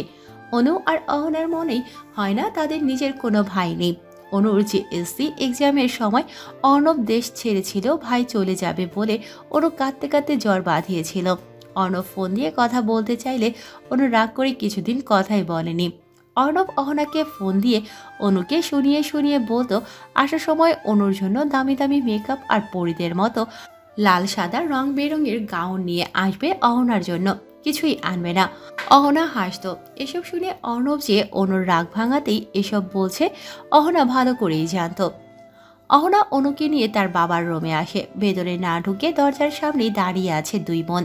অনুর বাবা জাফর শিকদার বিছানাতেই বসেছিলেন। অনুর কেমন ভয় ভয় করছে রুমে যেতে। মুখ ফসকে কোনো ভুল কথা বললেই বাবার ধমক খেয়ে চুপ করে বসে থাকতে হবে। মেয়েদের দেখে কিছুটা নড়ে চড়ে বসলেন জাফর শিকদার। ভেতরে আসতে বললেন মেয়েদের। অনু আর অহনা গিয়ে তাদের বাবার সামনে দাঁড়ায়। দু বোন গিয়ে বাবাকে সালাম দেয়। সালামের উত্তর দিয়ে জাফর শিকদার গম্ভীর কণ্ঠে মেয়েদের উদ্দেশ্যে বললেন, তোমাদের সব কথাই আমি শুনেছি, আশা করি আমার কথাও তোমরা শুনবে। আমার কোনো সিদ্ধান্ত মেনে নিতে তোমাদের অসুবিধা হবে না। অনু আর অহনা একজন অন্যজনের দিকে তাকায়, তারপর বাবার দিকে তাকিয়ে উত্তর দেয়, না আব্বু, কোনো অসুবিধা হবে না। কি বলবে বলো, আমরা অবশ্যই শুনবো। আমার মেয়েদের মুখ থেকে আমি এই উত্তরটাই আশা করেছিলাম। এখন আপাতত কিছু বলছি না, শুধু জেনে রাখো বাবা হয়ে আমি কখনোই তোমাদের খারাপ চাইব না। নিজের কথা শেষ করে মেয়েদের চলে যেতে বললেন জাফর শিকদার। অনু এক প্রকার তাড়াহুড়ো করেই রুম থেকে বেরিয়ে গেছে। অনুর মনে হচ্ছিল সে বাঘের গুহায় বন্দী হয়ে আছে। অহনা তখন থেকে ভেবে যাচ্ছে একটা কথা। অনু বেরিয়ে আসার পর অহনাকে তার বাবা বলেছেন বাড়িতে মেহমান আসবেন, অনুকে সাজিয়ে গুছিয়ে রাখতে, সাথে নিজেও যেন সুন্দর করে সেজে গুজে থাকে। অহনা ভয় পাচ্ছে খুব। তার ছোট বোনটার স্বপ্ন কি তাহলে পূরণ হবে না? তার বাবা কি অনুর বিয়ে ঠিক করেছেন? অহনার মন খারাপ, এটা অনু লক্ষ্য করেছে। বারবার জিজ্ঞেস করলেও অহনা কিছুই বোঝে না। তাই অনু আর জোর করেনি। সে নিজের মতো পুরো বাড়ি ঘুরছে। অনেকদিন পরে এসেছে, বাড়ির সব কিছু মিস করেছে এতদিন। অনু মাত্রই ঘুমিয়েছিল। অহনার ডাকে ঘুম ভেঙে যায়। অনু আবার ঘুমের কাদা। একবার চোখ লাগলে ভূমিকম্প হয়ে গেল, ঘুম ভাঙবে না। অনেক ডাকাডাকির পর ঘুম থেকে উঠেছে অনু। অহনা এক প্রকার হাত ধরে টেনে টুনে নিয়ে গেছে বসার রুমে। কে নাকি অনুকে দেখতে এসেছে এই বলে। অনু বুঝতে পারছে না তাকে দেখতে আবার কে আসবে। পরে আবার ভাবলো হয়তো অর্ণব ভাইয়া এসেছে, তাই আর অহনাকে প্রশ্ন করেনি কিছুই। অনু দাঁড়িয়ে আছে সবার সামনে, ঘর ভর্তি মানুষের সামনে এভাবে দাঁড়িয়ে থাকতে খুব অস্বস্তি হচ্ছে অনুর। বারবার করুণ দৃষ্টিতে বোনের দিকে তাকাচ্ছে। চোখের ইশারায় এটাই বলছে অহনা যেন তাকে বাঁচায়। অহনা বুঝতে পারছে তার বোনের মনের অবস্থা, কিন্তু কিছুই করার নেই। মেহমান আসতেই অহনার বাবা জাফর শিকদার অহনাকে ডেকে বলেছিলেন অনুকে শাড়ি পরিয়ে রেডি করে আনতে। অহনার বুঝতে বাকি নেই কি হতে চলেছে। অহনার ভেতরটা কেঁপে উঠেছিল। তখন অনুর পড়াশোনা কি এখানেই থেমে যাবে? যেটার ভয় পেয়েছিল সেটাই কি হতে চলেছে তাহলে? অহনা ভয়ে ভয়ে তার বাবাকে বলেছিল, অনু পড়াশোনা করতে চায় আব্বু, এত তাড়াতাড়ি এমন সিদ্ধান্ত নিও না। অহনার ভালো কথাতেও জাফর শিকদার ধমক দিয়ে উঠেছেন। বাবার ধমকে কেঁপে উঠেছে অহনা। তুমি আজকাল আমার মুখের উপরে কথা বলতে শিখে গেছো। এসব কি তোমার ভাইয়ের ট্রেনিংয়ে? না মানে আব্বু, অনু তো কিছুদিন আগেই পরীক্ষা দিল, ওকে একটু সময় দাও। নিজের পছন্দে বিয়ে করে পরিবারের সম্মান ডোয়াবে? এমন শিক্ষা আমি তোমাদের দেইনি। হও না, ছেলে ভালো, দেখতেও সুন্দর, আমার বন্ধুর ছেলে সে। বিয়ে করতে আপত্তি কোথায়? তুমি কি জানো না অনুর জন্য সেই ছোটবেলা থেকেই রাহিতকে আমি পছন্দ করে রেখেছি। আব্বু আমি আর একটাও কথা শুনতে চাই না। তোমার জন্য আমি পাত্র ঠিক করে রেখেছি। অনু চঞ্চল, ওর বিয়েটা আমি আগেই দিতে চাই। অনুর বিয়ে হয়ে গেলে তুমিও এখানে বেশি দিন থাকবে না। শ্বশুর বাড়িতে কীভাবে মানিয়ে গুছিয়ে নিবে তার প্রস্তুতি নাও। তোমার গুণধর ভাইকে বলে দিও বাড়িতে ফিরলে তাকে ব্যবসা সামলাতে হবে, এই প্রস্তুতি নিয়েই যেন আসে। বাবার মুখে নিজের বিয়ের কথা শুনে অহনা কয়েক পা পিছিয়ে যায়। কোনো এক অজানা কারণে খুব কষ্ট হচ্ছে অহনার। অহনার এবার চিৎকার দিয়ে কান্না করতে ইচ্ছে করছে। তার বাবাকে বলতে ইচ্ছে করছে নিজের সম্মান, বাড়ির সম্মান এসব বলে কি তাদের দু বোনকে বাবা বলির পাঠা বানাবেন? তিনি কি কোনোদিনও তাদের কোনো পছন্দ অপছন্দের দাম দিবেন না? মনের কথা মনেই রয়ে গেল অহনার। বাবার মুখে মুখে তর্ক করার সাহস নেই তার।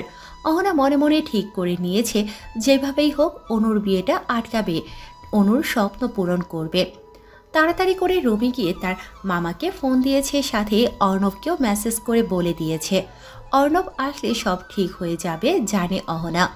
অনু আর অহনা তাদের বাবা চাচাকে ভয় পায়, মুখের উপর কথা বলার সাহস নেই। তবে অর্ণব পুরোপুরি উল্টো, মুখের উপর সব কথা বলে দেয়। একমাত্র ভাইয়ের ছেলে হলেও জাফর শিকদার খুব একটা পছন্দ করে না অর্ণবকে, বাড়ির একমাত্র ছেলে। সে তাদের পারিবারিক ব্যবসা সামলাবে, তা না করে নিজের মর্জি মাফিক চলছে। এখানেই তার বাবা চাচার সমস্যা। তবে অর্ণব কখনোই এসবকে তেমন পাত্তা দেয়নি। ভেবেছিল বাড়িতে এসেই অনুর যাওয়ার সব ব্যবস্থা করবে, সবাইকে বুঝিয়ে সুঝিয়ে রাজি করাবে। অর্ণবের কথা শুনে অনু আর অহনাও সাহস পেয়েছিল। অহনা নিজেও বুঝতে পারছে না হুট করে তার বাবা এমন সিদ্ধান্ত নিলেন কেন। জাফর শিকদারের ছোটবেলার বন্ধু আলী আহমেদ, ওনার একমাত্র ছেলে রাহিদের জন্যই অনুকে দেখতে আসা। অনু জানতো তার কারো সাথে বিয়ে ঠিক হয়ে আছে, ছোটবেলা থেকেই শুনে এসেছে কথাটা। তবে ছেলেটা যে রাহিদ এটা জানতো না। রাহিদ ছেলেটা সুন্দর, ভালো চাকরি করে, এ বিয়েতে আপত্তি নেই কারোর। অনুর আর কি, সবাই যখন রাজি তার আর না করার উপায় নেই। বড় হিসেবে যদিও বিয়েটা আগে অহনারই হওয়ার কথা ছিল, তবে রাহিদের পরিবারের মানুষেরা চাইছেন অনু আর রাহিদের বিয়েটা যত তাড়াতাড়ি সম্ভব সম্পন্ন করতে। তাই তো আজকে জাফর শিকদারের অনুমতি পেয়ে সপরিবারে চলে এসেছেন অনুকে দেখতে। অনুর ঠিক মুখোমুখি রাহিদ বসে আছে। রাহিদ অনুর দিকে তাকিয়েছিল। অনু চোখ তুলে তাকাতেই দুজনের চোখাচোখি হয়ে যায়। সাথে সাথে অনু চোখ নামিয়ে নিয়েছে। রাহিদের আব্বু আম্মু দুজনই জাফর শিকদারের উদ্দেশ্যে বললেন, আপনারা সবাই রাজি থাকলে যত তাড়াতাড়ি সম্ভব আপনাদের মেয়েকে আমাদের ছেলের বউ করে নিয়ে যেতে চাই। বিয়ের কথা শুনে অনুর মনটা খারাপ হয়ে গেছে। সাথে সাথে আশেপাশে চোখ বুলিয়ে তার বোনকে খুঁজে চলেছে, কিন্তু কোথাও পেল না। অনু তাকিয়ে আছে তার আম্মুর দিকে। মেয়ের চোখের ভাষা বুঝতে পারছেন রুমি বেগম, কিন্তু অনুর বাবার মুখের উপর কথা বলার সাহস তার নেই। অনুর আম্মু, চাচা চাচি সবাই উপস্থিত ছিলেন রুমে। তাদের কারোর সাথে কোনো কথা বলেনি জাফর শিকদার। বিয়ে ঠিক ছিল এটা সবাই জানেন, তবে আশা করেছিলেন এত বড় সিদ্ধান্ত নেয়ার আগে অন্তত জানাবেন সবাইকে। নিজের সিদ্ধান্ত জানানোর আগে কারো জন্য অপেক্ষা করছিলেন তিনি। তখনই সাব্বিরের আম্মু আব্বু আর বাড়ির অন্যান্য সবাই মিলে এসেছে।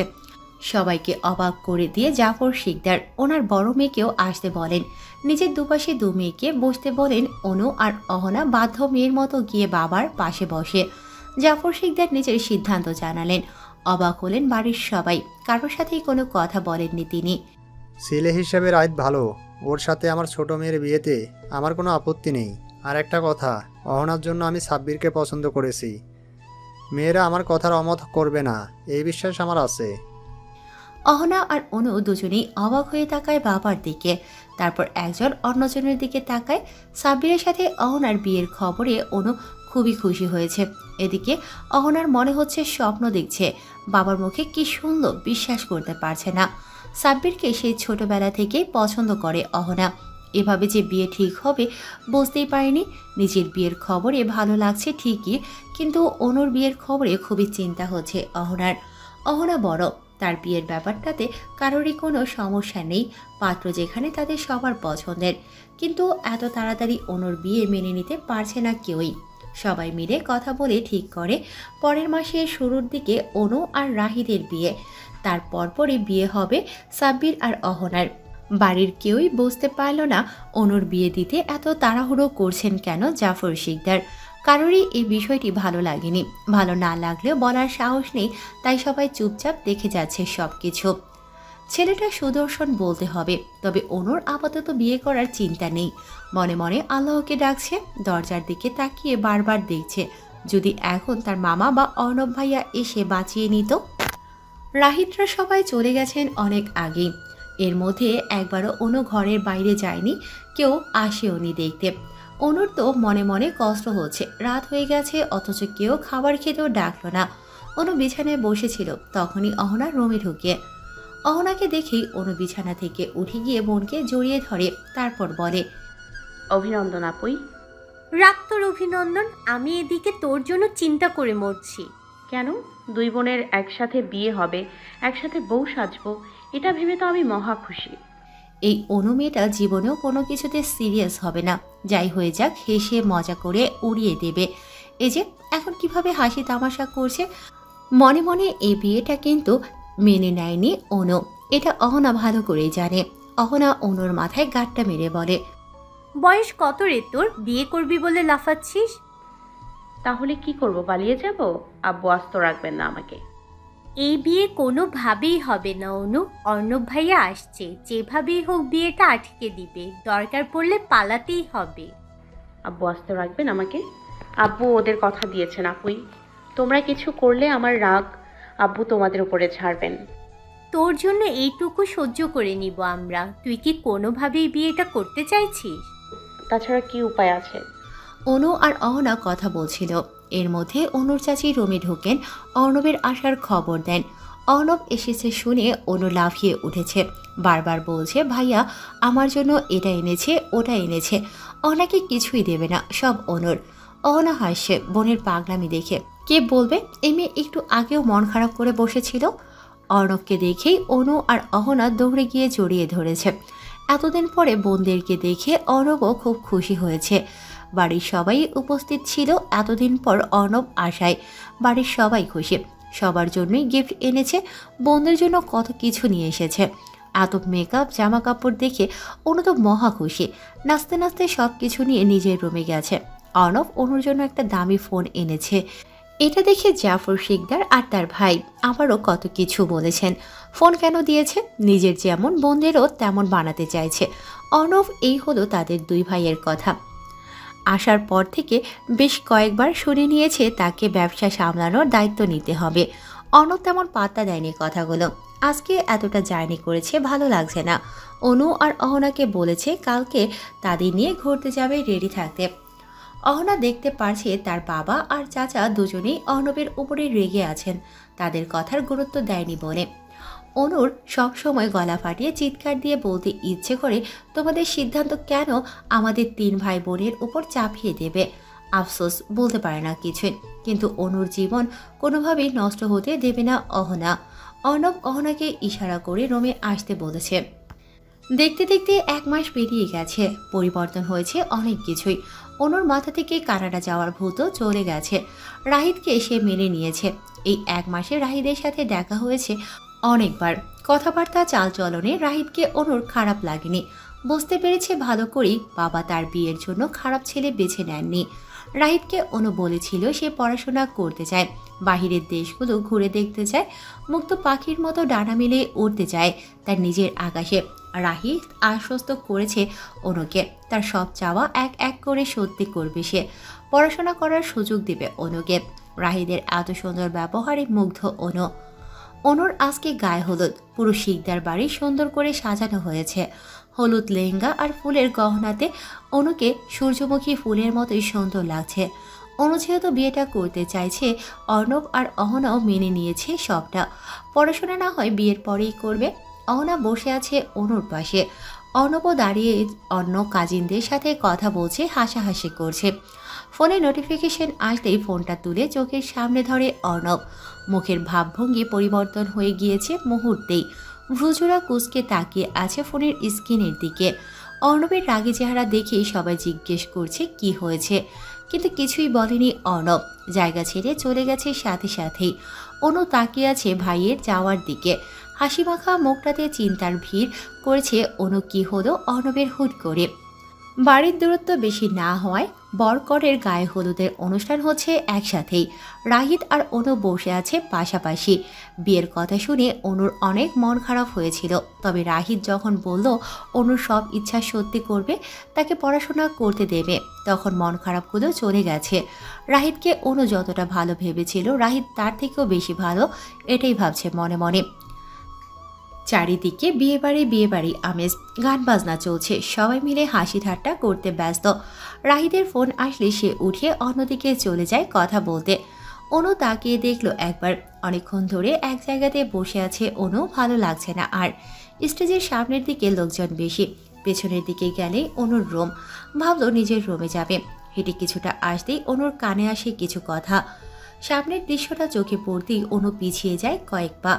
এটা দেখার জন্য মোটেও প্রস্তুত ছিল না অনু। অনুর বয়সী একটা মেয়ে যে অঝরে কান্না করে যাচ্ছে তার হবু বরকে জড়িয়ে ধরে। অনুর মনে প্রশ্ন জাগছে, এই মেয়েটার সাথে রাহিদের সম্পর্ক কি? পরক্ষণেই আবার মনে হলো সে ভুল ভাবছে। জিজ্ঞেস করে দেখবে কি? অনু কিছুটা এগিয়ে গেলে কান্নারত কণ্ঠস্বর শুনতে পায় মেয়েটার। বারবার বলছে রাহিদ যেন এই বিয়েটা না করে, সে রাহিদের সন্তানের মা হতে চলেছে। রাহিদ আবার আশ্বাস দিচ্ছে বিয়েটা করবে ঠিকই, কিন্তু সে মেয়েটাকেই ভালোবাসে। অনুর পাজোড়া থেমে গেছে। এমন কথা শুনে স্তব্ধ হয়ে তাকিয়ে আছে মেয়েটার দিকে। এত সময় ধরে কত কল্পনা জল্পনা করেছে এই মানুষটিকে নিয়ে। এখন নিজের উপরেই নিজের রাগ হচ্ছে অনুর। কেন দুদিনের পরিচয় বিশ্বাস করতে গেল রাহিদকে? গলায় হাতে থাকা ফুলের গহনাগুলো ছিঁড়ে ফেলেছে মাটিতে। অতিরিক্ত রাগে রাহিদের গালে চর বসাতে ইচ্ছে করছে অনুর। মনের আশা রাখবে কেন? এভাবে এগিয়ে যাচ্ছিল রাহিদের দিকে। হাতে টান পড়ে তখনই অর্ণব এসে বোনকে নিয়ে যায় সাথে করে। অহনা আর অর্ণব অনুকে বারবার বোঝাচ্ছে এখন কোনো ঝামেলা না করতে, কিন্তু রাহিদের প্রতি রাগ বিন্দু পরিমাণও কমেনি অনুর। রাহিদ ছেলেটাকে ভালো ভেবেছিল, এত চরিত্রহীন হবে ধারণাতেও ছিল না তার। অর্ণবের আগে থেকেই সন্দেহ ছিল রাহিদকে চিনে সে, তাই বন্ধুদের দিয়ে খোঁজ নিয়েছিল রাহিদ কেমন এ বিষয়ে হয়তো এখন পরিবর্তন হয়েছে এটাই ভাবছিল অর্ণব। তবে কিছুক্ষণ আগে অন্য একটা মেয়ের সাথে ঘনিষ্ঠ অবস্থায় রাহিদের ছবি দেখে মাথায় রাগ উঠে গিয়েছিল। কেমন ভালো মানুষের মুখোশ পরে ঘুরে বেড়ায় সারাক্ষণ। সাথে সাথে জাফর শিকদারকে দেখিয়েছিল ছবিগুলো, কিন্তু বিশ্বাস করেনি তিনি। রাহিদ নাকি ভালো ছেলে, অর্ণবকে তার মতো হওয়ার উপদেশ দিলেন। তাই তো ইচ্ছে করে অর্ণবের প্রেমিকাকে নিয়ে আসলো এখানে। অর্ণব তার চাচাকে বলেছিল অনুর কানাডা যাওয়ার ব্যাপারে। তিনি বলেছিলেন বিয়েটা আগে হয়ে যাক, পরে সব দেখা যাবে। তবে অর্ণব জানে বিয়ে হয়ে গেলে এসব কথা আর মনেই রাখবেন না জাফর শিকদার। তাই ঠিক করেছেন আজকেই অনুকে এখান থেকে বের করবে। আর যাই হোক, রাহিদের সাথে বিয়েটা আটকাবে। অনু আর করতে চায় না বিয়েটা। যেভাবেই হোক এই ছেলের থেকে বাঁচাতে হবে নিজেকে। তাই শুনেছে ভাইয়ের কথা। পড়াশোনা তো বাহানা মাত্র। অনু আপাতত এ বিয়েটা আটকাতে চাইছে। বাড়ির সামনের গেট দিয়ে বাহিরে যেতে চাইছিল, কিন্তু নিজের বাবা চাচাকে দেখে লুকিয়ে পড়েছে তিনজনই। জাফর শিকদারের মনে হলো তারা দুই ভাই ছাড়াও এখানে অন্য কেউ আছে। সেদিকেই যাচ্ছিলেন, তবে কেউ একজন এসে ডাক দিয়ে নিয়ে যায় ওনাকে। জাফর শিকদার আর ওনার ভাই জায়গা ছাড়তেই বেরিয়ে এসেছে তিনজন মিলে। আগে থেকেই অনুর মামা অপেক্ষা করছিলেন তাদের জন্য। অর্ণব সব কিছু বলে দিয়েছে অনুকে। প্রথমে রেহানদের বাসাতে উঠবে, তারপর হোস্টেলে। রেহান অনুকে নেয়ার জন্য এয়ারপোর্টে অপেক্ষা করবে। নাম্বারও দিয়ে দিয়েছে, খুঁজে পেতে সমস্যা হলে যেন ফোন করে নেয়। অহনা অনুর জামা কাপড় গুছিয়ে দিয়েছে, সব কিছু গাড়িতে তোলা হয়ে গেছে। অর্ণব বারবার তাড়া দিচ্ছে অনুকে গাড়িতে ওঠার জন্য। অনুর খুব কষ্ট হচ্ছে সবাইকে ছেড়ে যেতে। ভাইকে জড়িয়ে ধরে কান্না শুরু করে দিয়েছে। অর্ণব আর অহনারও কম কষ্ট হচ্ছে না, কিন্তু তাড়াতাড়ি এখান থেকে না গেলে পরে ঝামেলা হয়ে যাবে। অর্ণব তাড়াহুড়ো করে অনুকে গাড়িতে তুলে দিয়েছিল। তখনই সামনে নিজের বাবাকে দাঁড়িয়ে থাকতে দেখে। ছেলে মেয়েদের এখানে দেখে জিহাদ শিকদারের বসতে বাকি নেই। এরা সবাই মিলে বড়সড় ঝামেলা পাকাতে চাইছে, কিন্তু অনুকে সবাই মিলে কোথায় পাঠাচ্ছে বুঝতে পারছেন না তিনি। অর্ণব বারবার অনুর মামাকে বলছে, সাদিক মামা তাড়াতাড়ি গাড়িতে উঠুন, দেরি করলে হবে না। আমি সব ঠিক করে রেখেছি, আপনার দায়িত্ব অনুকে এয়ারপোর্ট পর্যন্ত নিয়ে যাওয়া। সবই তো বুঝতেছি অর্ণব, তোমার হিটলার বাপ দাঁড়িয়ে আছে সামনে, দেখতে পারছো না মুখের রিয়াকশন? মনে হচ্ছে আমাদের সবাইকে কাঁচা গেলি খাবেন। আমি আছি তো, এদিকটা আমি সামলে নেব, আপনি যান। এদিকে চাচাকে দাঁড়িয়ে থাকতে দেখে অনু আর অহনার ভয়ে যান বেরিয়ে যাচ্ছে। অনু তো কাঁপতে শুরু করে দিয়েছে। অনুর চাচা যে অনুর আব্বুকে কতটা মানেন এটা তারা সবাই জানে। অর্ণব অনুকে ধমক দিয়ে উঠেছে, গাড়িতে উঠছিস না কেন পাগল? এই বাড়িতে পৌঁছে মরার থেকে অন্য কোথাও গিয়ে নিজেকে বাঁচিয়ে নে। ওই রাহিদের সাথে বিয়ে করে নিজের সুন্দর জীবন নষ্ট করতে চাইছিস নাকি? অনু কাঁদো কাঁদো মুখ করে অর্ণবকে বলে, আমি যাব না ভাইয়া, কোনোভাবে শুধু বিয়েটা আটকে দিলেই হবে। এত কিছু করে এখন যাবি না বলছিস? আগে নিজের ক্যারিয়ারের কথা ভাব অনু, এদিকটা আমি দেখে নিচ্ছি। আমি মরে গেলেও ওই ছেলের সাথে বিয়ে করে তোর জীবন নষ্ট হতে দেব না। অনু যাবে কি না যাবে না এই নিয়ে দ্বিধাদ্বন্দ্বে ভুগছে। অনুকে এভাবে বলে কাজ হবে না বুঝতে পেরে অর্ণব নিজেই ঠেলে গাড়িতে তুলে দিচ্ছিল। জিহাদ শিকদার ধমক দিয়ে উঠেছেন অর্ণবকে। অনুর হাত ধরে গাড়ি থেকে নামিয়ে নিয়ে এসেছেন। অর্ণবের রাগ হচ্ছে খুব। তার চাচার তুলনায় বাবা অনেকটাই শান্ত। হুট করে যে এভাবে রেগে যাবেন বুঝতে পারেনি অর্ণব। অর্ণব রেগে মেগে তার বাবাকে বলে, তোমরা দুই ভাই মিলে কি আমাদের মেরে ফেলতে চাইছো আব্বু? চুপ করো অর্ণব, নিজের বোনদের খারাপ পথে নিয়ে যাচ্ছ। ভাই হয়ে এটা করতে তোমার লজ্জা করছে না? অনু পড়তে চায়, তোমরা ওকে সেই সুযোগটা দিচ্ছ না কেন? তোমাদের কি টাকা পয়সা জমি জমার কম আছে? আমরাই যদি না থাকি তাহলে এত কিছু দিয়ে তোমরা দুই ভাই কি করবে? আর দেশে কি ছেলের অভাব পড়েছিল? ওই চরিত্রহীন ছেলেটার সাথেই অনুর বিয়ে দিতে হবে? তুমি আমার মুখে মুখে তর্ক করছো। তোমরা যেটা করতে চাইছো ওটা করলে বাড়ির মান সম্মান ধুলোয় মিশে যাবে, বুঝতে পারছো না? বাড়ির সম্মান নিয়ে পড়ে থাকো তোমরা। অনুর ক্ষতি করতে আমি তোমাদের দেব না। অনু চলে গেলে আমিও অহনাকে নিয়ে এই নরক থেকে চলে যাব। নিজের ভাই আর চাচার এমন ঝগড়া দেখে অনু আর অহনা দুজনেই ভয় পেয়ে গেছে। অর্ণব তার বাবার হাত থেকে অনুর হাত ছাড়ানোর চেষ্টা করছিল। ছেলের বেয়াদবি দেখে বাধ্য হয়ে গালে চড় বসিয়ে দিয়েছেন জিহাদ শিকদার। অনু আর অহনা দুজনেই ভয়ে কেঁপে উঠেছে। তাদের চাচার এই রাগী রূপটা দেখেনি কখনো। হ্যালো বন্ধুরা, পরবর্তী পার্ট খুব তাড়াতাড়ি আসবে, তো সবাই অপেক্ষায় থাকো। আর চ্যানেলটি যারা এখনো সাবস্ক্রাইব করোনি তারা পরবর্তী পার্ট দেখার জন্য চ্যানেলটি সাবস্ক্রাইব করে রেখো। ধন্যবাদ সবাইকে, আমাদের সাথেই থেকো।